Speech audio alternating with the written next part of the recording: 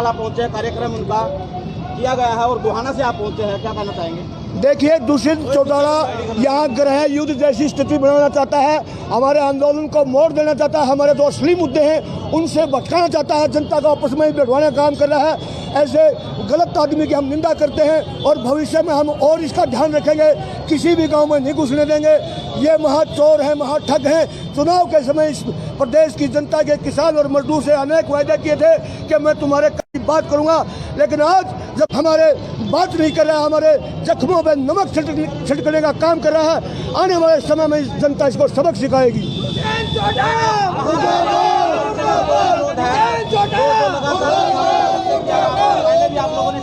लोक राज से चलता है का जो कार्यक्रम था और उसके बाद फिर आप जो है दोबारा यहाँ पर राज नहीं देख। देखिए, दुष्यंत चौटाला यहाँ 3 बार पानीपत में आने की कुछ चेष्टा कर लिया, चौथी बार एक आप कमजोर समझ रहा है।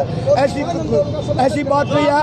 पानीपत की धरती में 3 युद्ध झेले हैं, अब ये चौथा युद्ध यहाँ करवाने की कोशिश में लगा हुआ दुष्यंत चौटाला। हम इसकी निंदा करते हैं।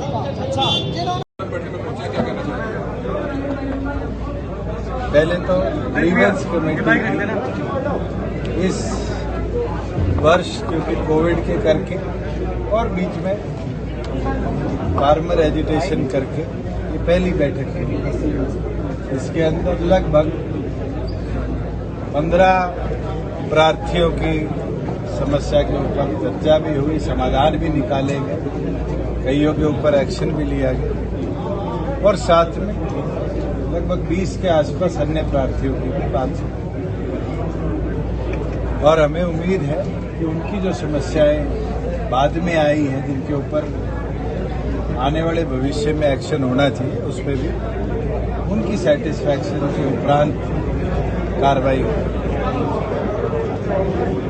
कल से प्रदेश के अंदर प्रोक्योरमेंट प्रोसेस सरसों का और गेहूं का शुरू है।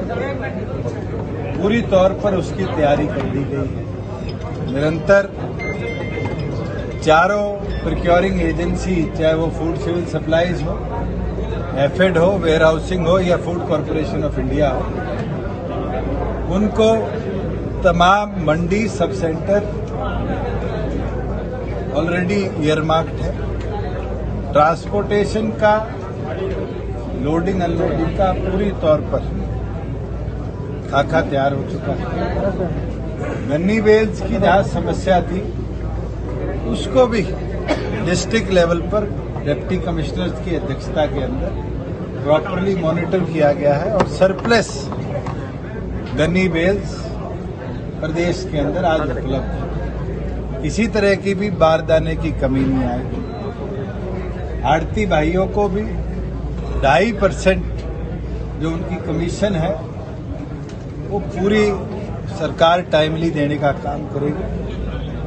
उनके कोई पुराने ग्रीवेंस थे, उसके ऊपर भी अधिकारीगण ने चर्चा कर उनको निपटाया है। और मैं उम्मीद करता हूं कि हमारी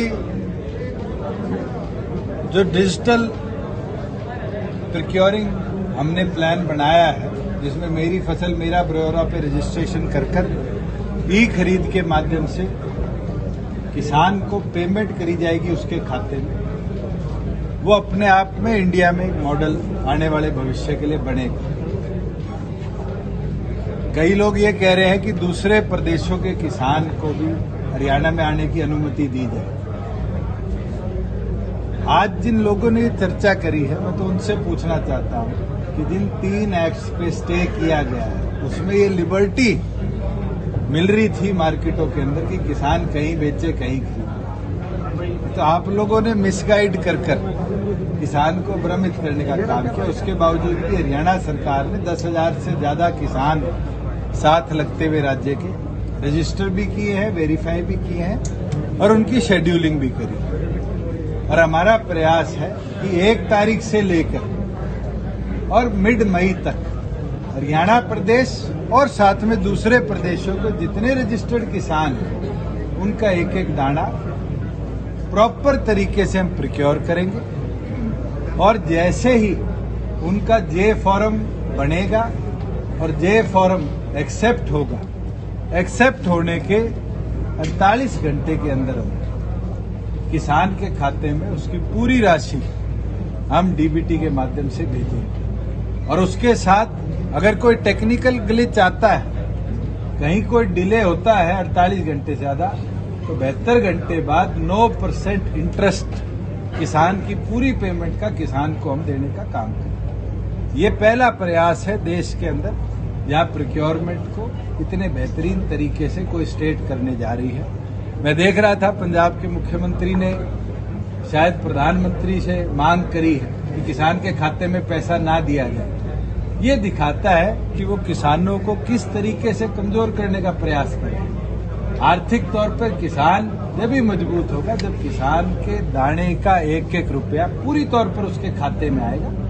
और आड़ती भाइयों ने पिछले 1 साल के अंदर बारी बारी इसको देखा भी है कि जैसे किसान के पास पैसा गया है, उसका जो बकाया था किसान ने खुद आके उसकी दुकान में पूरा उतारने का काम किया। और आने वाले भविष्य में ये जो भाईचारा है, इस भाईचारे को और मजबूत किया जाएगा। और हमने तो तमाम मंडियों को हर तरह की सुविधा के साथ घेरअप किया है। बाकायदा तमाम मंडियों पे एसओपी हमने जारी करे हैं कि कौन कौन से विभाग के अधिकारी, कौन कौन से हमारे परचेज एजेंट हो या किसान, उनको कोई दुविधा है तो उस एसओपी को फॉलो करी जाए।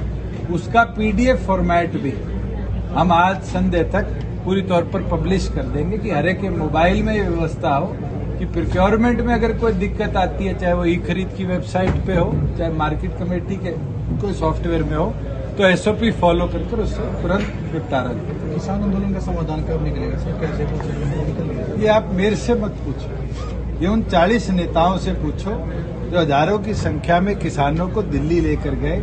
और पिछले 2.25 महीने से जब केंद्र सरकार चर्चा करना चाहती है, वो चर्चा के लिए क्यों नहीं जा रही? आज केंद्र तो तैयार है और मुझे लगता है बिना चर्चा के आज तक कभी भी कोई समस्या का समाधान नहीं निकला। मैं तो इस पक्ष में हूं, केंद्र से किसान नेताओं को चर्चा करनी थी और चर्चा करके इसका निपटारा। आज आप भी जिला सचिवालय पहुंचे पानीपत, किसानों ने बाहर काले झंडे और किसानी झंडे दिखाए, तो विरोध कर रहे हैं। पीसफुल प्रोटेस्ट करना सबका अधिकार है, हम भी करते थे, विपक्ष में थे। लॉ एंड ऑर्डर कोई हाथ में ना ले, अगर कोई लॉ एंड ऑर्डर हाथ में लेता है तो सख्ती से कार्रवाई। पंजाब में जो बीजेपी विधायक की जो पिटाई हुई, पूरी तौर पर निंदा करता हूं। और अगर ऐसी कोई गतिविधि होती है तो मुझे लगता है कि सख्त से सख्त कार्रवाई वहां के पुलिस एडमिनिस्ट्रेशन को उन लोगों के विरुद्ध करनी चाहिए जिनने पब्लिक रिप्रेजेंटेटिव के साथ इस तरह की घटना करी। अगर हमारे प्रदेश के अंदर ऐसी घटना हुई होती तो आज पूरे देश में उसका संदेश भिजवाने का हम काम करें। आज एक इलेक्टेड रिप्रेजेंटेटिव के साथ इस तरह की हरकत कर रहे हैं, आप सोचो कि आने वाले भविष्य में तो फिर किसी के साथ भी कोई भी सामाजिक असामाजिक तत्व ऐसी घटना कर दे, उसके लिए जिम्मेवार कौन होगा? मैं तो पूरी तौर पर पंजाब पुलिस का फेलियर मानता हूं, उनके एडमिनिस्ट्रेशन का फेलियर मानता हूं कि ऐसी घटना हुई, उसको पुलिस वालों ने देखा और वहां कोई कार्रवाई। अभी चौटाला ये कह रहे हैं कि जेजेपी और बीजेपी के अगर बंदे गांव में आए तो उनको बांध लो पोल के साथ। अबे चौटाला को आप सीरियस पॉलिटिशियन मानते हो? मैं तो बता रहा हूं, जिस दिन उनको आपने सीरियस पॉलिटिशियन मान लिया उस दिन आपको पता चल जाएगा प्रदेश में क्या क्या। अबे चौटाला तो ये कहते हैं कि सांसद उन्होंने पहली बार आपको ही बनाया था। वो तो पता नहीं, मेरी तनख्वाह भी वही दे रहे होंगे, मेरी ट्यूशन फीस भी वही दे रहे होंगे, मेरे कपड़े का खर्चा भी वही दे रहे होंगे। जो आदमी इस तरह की बातें करता है वो सीरियस पॉलिटिशियन नहीं है। आज राजनीतिक तौर पे कोई चर्चा करनी है तो जरूर करिए। सर, सरकार योजना बना रही है किसानों के लिए, अभी आपने बताया, वो कौन से किसान है जिनको लाभ मिलेगा? क्योंकि किसान सड़कों पे सर, किन किसानों को लाभ मिलेगा सर आपकी योजना का? मैं तो आपसे पूछना चाहता हूँ, आप कह रहे हो किसान सड़कों पर है, मैं कह रहा हूँ किसान को उसकी फसल का पूरा दाम दिया जाएगा। कल 1 तारीख है, आज धीरे धीरे सरसों मार्केट में आनी शुरू हुई थी जिसका पूरी तौर पर प्राइवेट परचेज हो रहा है। तो जो सरसों बेच रहे हैं वो क्या किसान नहीं है? अब 1 तारीख के बाद धीरे धीरे गेहूं आएगी, अगर वो मंडी में लेकर आएगा तो वो क्या किसान नहीं है? पहले आप लोग फैसला कर लो कि सड़क पे खड़े लोगों को किसान बोलोगे या खेत में से अनाज काट के लाने वाले लोगों को आपके किसान? लिए क्या है सर, किसान वो भी है या ये दोनों किसान माने ये जाएंगे? तो सारे किसान हैं। अगर आपकी 1 किला जमीन है, खेती करते हो, आप भी किसान हो, तो आज पत्रकारिता सर कर उनका हल क्यों नहीं हो रहा सर? जिन लोगों ने आपको चुना, आज भी गांव गांव में बुजुर्ग लोग बोल रहे दुष्यंत हमारा बेटा है, तो सर आज बेटा कहीं गुम हो गया क्या? बेटा कहाँ गायब है? मैं तो कह रहा हूँ चर्चा तो करो। आप कहते हो एक और पर कि मंडियां ओपन नहीं करनी चाहिए, दूसरी ओर पर आप कहते हो दूसरे प्रदेशों का अनाज लो। ये तो खुद कॉन्ट्रेडिक्टरी है। आप किसान को खाते में पैसा देने से रोकते हो, हम पैसा दे रहे हैं, इसका मतलब तो आप किसान की तरक्की रोक रहे हो। आप खुद फैसला करो कि आपका एक तथ्य एक तरफ है, दूसरा तथ्य एक तरफ। हम तो पूरी तौर पर क्लियर है कि हमने किसान को समृद्ध बनाना है और उसके लिए पिछले 1 साल से निरंतर मैं प्रयासरत हूं और मैं कामयाब भी हुआ हूं।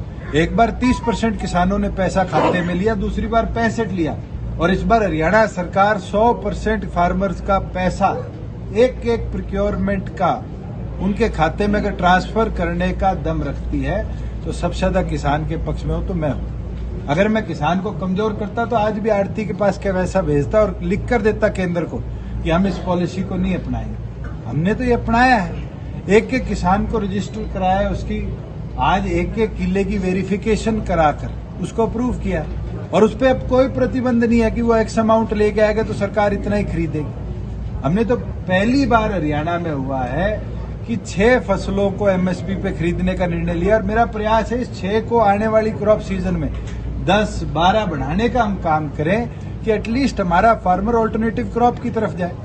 इस बार हमने 1400-1200 के रेट पे आज के दिन जो बिक्री है, बारले बिक्री है, उसको हम 1600 पे प्रोक्योर कर रहे हैं। 10,000 किसानों ने रजिस्टर कराया है, तो क्या मैं किसान के विरोध में हूँ? तो सर क्या आप मानते हैं जो सड़क पर प्रदर्शन कर रहे हैं वो असली किसान है?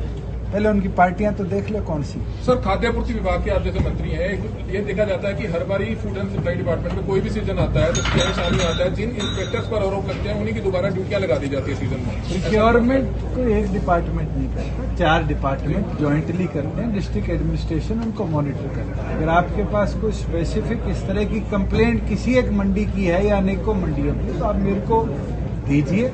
मेरे पास पीछे पलवल की कंप्लेंट आई थी, उसके अंदर हमने मार्केटिंग बोर्ड की सीनियर अधिकारी की उसकी इंक्वायरी भी कराई, दोषियों को पेनल्टाइज भी किया। हमारी पीवी जो हुई थी पिछले साल पैडी की, उसका नतीजा है कि सीबीआई की रेड हुई हरियाणा के अंदर एफिड के अलग अलग गोदामों में और एक जगह भी एक दाना जीरी का कम नहीं पाया गया।